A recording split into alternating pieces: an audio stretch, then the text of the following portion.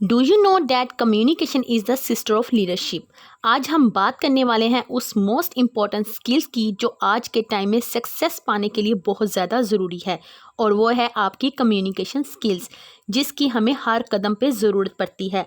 अगर आप किसी छोटे शहर से किसी मेट्रो सिटी में जॉब के लिए जाना चाहते हैं, या आप अपनी लाइफ में सक्सेस अचीव करना चाहते हैं, तो उसके लिए आपके अंदर गुड कम्युनिकेशन स्किल्स का होना बहुत ज़्यादा ज़रूरी है। भले ही आपको दुनिया भर की नॉलेज हो गई हो, या फिर आपने बहुत सारी बुक्स को ही क्यों ना पढ़ लिया हो, लेकिन अगर आपके अंदर बेहतर कम्युनिकेशन स्किल्स नहीं हैं, तो सक्सेस आपसे हमेशा दूर भागती रहेगी। फिर चाहे बात किसी अच्छी जॉब की हो या फिर किसी बिजनेस की, उसमें आगे बढ़ने के लिए बेहतर कम्युनिकेशन स्किल्स का होना बहुत ज़्यादा ज़रूरी है। वैसे भी हमारी पर्सनैलिटी एक मैग्नेट की तरह होनी चाहिए, ताकि लोग खुद आगे चलकर आपसे बात करना चाहे। भले ही सुनने में थोड़ा सा अजीब सा लगे कि बात करना एक स्किल है, बट यही सच्चाई है। अच्छी बात तो ये है कि इस स्किल को सीखा जा सकता है, वो भी रेगुलर प्रैक्टिस के साथ।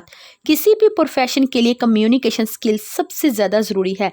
जब तक आप अच्छे से कम्युनिकेट करना नहीं सीखेंगे, तब तक आप सक्सेसफुल नहीं हो सकेंगे। और प्रेजेंट टाइम में कम्युनिकेशन स्किल्स का होना बहुत ज़्यादा ज़रूरी है, क्योंकि बेहतर कम्युनिकेशन स्किल्स ना होने की वजह से लोगों के बनते बनते काम बिगड़ जाते हैं, लेकिन हम ऐसा नहीं चाहते। इसीलिए कुछ पॉइंट आपके साथ शेयर करना चाहेंगे, जिनको अपनाते हुए आप अपने कम्युनिकेशन स्किल्स को और बेहतर और इम्पैक्टफुल बना सकते हैं।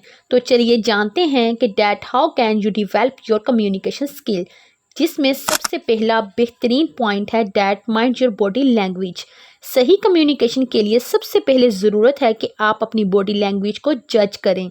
कहीं ऐसा तो नहीं कि आप बोल कुछ और रहे होते हैं और आपकी बॉडी लैंग्वेज कुछ और कह रही होती है, क्योंकि बॉडी लैंग्वेज कम्युनिकेशन स्किल्स का एक बहुत ही इम्पॉर्टेंट पार्ट है। ये इतनी अफेक्टिव लैंग्वेज है कि आप बिना बोले ही अपनी बात को किसी के सामने रख सकते हैं।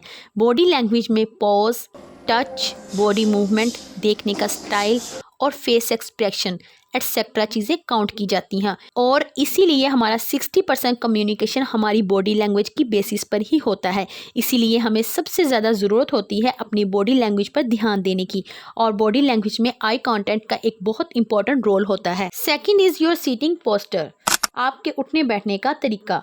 मोस्टली लोगों की हैबिट होती है कि वो थोड़ा झुककर बैठना ही पसंद करते हैं, और अगर वो सामने किसी से बात कर रहे हैं तो वो पूरी तरह से टेबल पर लेट ही जाते हैं। सिर्फ इतना ही नहीं, अक्सर लोगों को झुककर चलने की आदत होती है, अपने हाथों को या टांगों को क्रॉस करके बैठने की आदत होती है, हाथ को पॉकेट में रखकर या फिर पीछे रखकर बात करने की आदत होती है, जो कि बिल्कुल भी ठीक नहीं है। इसीलिए कोशिश करें कि जब भी आप किसी के साथ कम्युनिकेट कर रहे हों तो अपने हाथ और पैरों को क्रॉस ना करें, क्योंकि ये एक नेगेटिव इम्पैक्ट डालता है। तो वहीं अगर आप अपनी टांगों को हिला रहे हैं या फिर टेबल पर अपनी फिंगर से कोई एक्टिविटी कर रहे हैं, तो वो हेजिटेशन को शो करेगा, तो ऐसा भी बिल्कुल ना करें।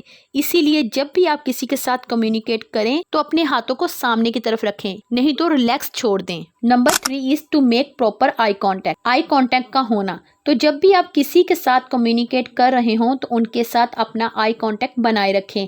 इससे उन्हें ऐसा लगेगा कि आप उन्हें इम्पोर्टेंस दे रहे हैं। लेकिन आई कांटेक्ट बनाने का मतलब ये भी नहीं होता कि आप उन्हें कॉन्टिन्यूसली देखते रहें। मोस्टली यही देखा गया है कि जब आई कांटेक्ट की बात आती है तो लोग इसका कुछ और ही मतलब निकाल लेते हैं, क्योंकि लोगों को कई बार ऐसा लगता है कि आई कांटेक्ट बनाने के चक्कर में लोग उन्हें घूर रहे हैं। Number 4 is stay away from your depression. जिन लोगों की कम्युनिकेशन स्किल्स सही नहीं होती है, उन लोगों के लिए किसी इंसान के साथ कम्युनिकेट करना थोड़ा मुश्किल हो जाता है। इसीलिए जब भी आप किसी के साथ कम्युनिकेट करने की कोशिश कर रहे होते हैं, उस टाइम पे आप थोड़ा डिप्रेशन या हेजिटेट फील कर रहे होते हैं, तो अपनी उस फीलिंग को अपने अंदर ही रखें, उसे अपने बातों के अंदर एक्सप्रेस ना होने दें। कूल माइंड से और कॉन्फिडेंस के साथ सामने वाले को अपने ही जैसा समझते हुए उनके साथ बात करने की कोशिश करें। जब आप ऐसा करेंगे तो आप खुद फील करेंगे कि आपका कॉन्फिडेंस लेवल काफ़ी हाई हो जाता है।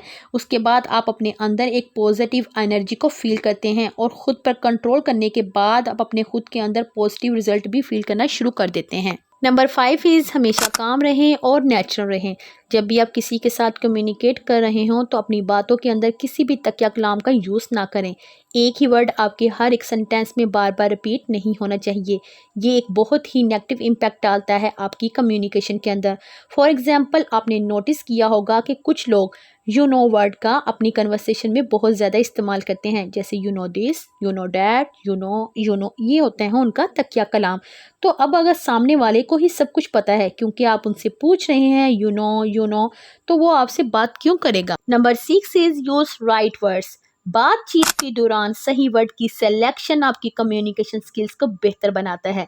सही वर्ड अगर सही टाइम और सही जगह पर सही तरीके से इस्तेमाल किया जाए तो आपके बिगड़ते हुए काम भी बन जाते हैं। और इसी के साथ अपनी बातों को क्लियर साउंड में बोलना भी बहुत ज़्यादा ज़रूरी होता है।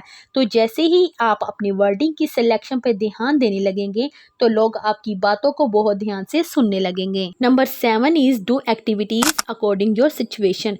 क्योंकि हर एक इंसान से बात करने का तरीका कुछ अलग हो सकता है। बात करते वक्त ये देखते हैं कि आप किससे बात कर रहे हैं। मान लीजिए अगर आप किसी बच्चे से बात कर रहे हैं तो बच्चे से बात करने का तरीका कुछ और हो सकता है। वहीं अगर आप ऑफिस में या फिर प्रोफेशनली किसी और से बात कर रहे हैं तो वहाँ तरीका कुछ और ही हो जाता है। किसी भी प्रोफेशनल से बात करते हुए अपनी आंखों और कानों को हमेशा खुला रखें। जैसी भी सिचुएशन हो आपको उसके अकॉर्डिंगली ही कम्युनिकेट करने की कोशिश करनी चाहिए। और अब जब आप किसी अच्छे कम्युनिकेशन स्किल वाले प्रोफेशनल को देखें तो आप नोटिस करें कि उनकी बॉडी लैंग्वेज क्या है और वो किस तरीके से अपनी बातों को प्रेजेंट कर रहे हैं। और अगर आप ऐसा करेंगे तो आपको बहुत कुछ नया सीखने को मिलेगा और इस एक्सपीरियंस को आप अपने लिए भी यूज कर सकते हैं। 8 point is being a good listener. Communication के वर्ल्ड में जितना ज़रूरी अपनी बातों को प्रेजेंट करना होता है, बोलना होता है, उतना ही ज़रूरी होता है किसी की बातों को सुनना। जब भी आप सामने वाले से बात कर रहे हों तो उनकी बातों को आपको इम्पोर्टेंस देनी चाहिए। उनकी बातों को अगर आप ठीक तरीके से समझेंगे तो उससे आप उनके सभी बातों को सही तरीके से जवाब भी दे पाएंगे, जो कि एक गुड लिसनर की क्वालिटी है। आप हमेशा ये कोशिश करें कि पहले आप एक अच्छे लिसनर बन पाएं, क्योंकि बातचीत करने के दौरान सिर्फ बोलना ही सब कुछ नहीं होता है, सुनना भी होता है। और एक अच्छा स्पीकर वही बन सकता है जो एक अच्छा लिसनर होता है। Now number 9 is to be positive. पूरे कॉन्फिडेंस और जोश के साथ सामने वाले का वेलकम करें। आप जब पॉजिटिव होते हैं तो लोगों को आपसे मिलकर बहुत ज़्यादा खुशी होती है। वहीं अगर एक नेगेटिव इंसान से कोई बात करता है तो दूसरी बार उनसे बात करना पसंद नहीं करता है। जब भी आप अपने किसी काम को दिल लगा के और पॉजिटिव थॉट्स के साथ करते हैं तो आपको रिजल्ट भी पॉजिटिव ही मिलते हैं।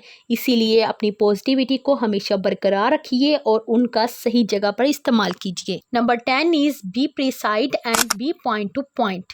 जब भी आप किसी से बात करें तो पॉइंट टू पॉइंट बात करने की कोशिश करें। ये आपके और सामने वाले दोनों के लिए बेहतर होगा, क्योंकि कुछ लोगों की आदत होती है कि वो पॉइंट से भटक जाते हैं और कहानियां बनाने लगते हैं। ऐसे में अगर कोई सामने वाला इंसान जो आपसे मीटिंग करने आया है, आपके बोलने पर वो आपकी कहानियों में ही उलझ कर रह जाएगा, क्योंकि टाइम बर्बाद करना ना तो आपके फेवर में है और ना ही किसी और के।